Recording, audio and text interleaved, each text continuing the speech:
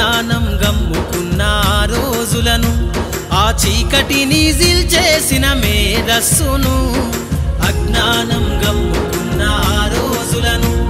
ఆ చీకటిని జిల్చేసిన మేధస్సును బలపం పట్టించిన బాధ్యతలను ఆ సంఖ్యలను దంపిన జ్ఞాపకాలను బలపం పట్టించిన బాధ్యతలను ఆ సంఖ్యలను దంపిన జ్ఞాపకాలను మరువద్దుర సమాజమా మహనీయులను మరువద్దుర సమాజమా మహనీయులను వాటినందుకోని శాసించర గగన తలమును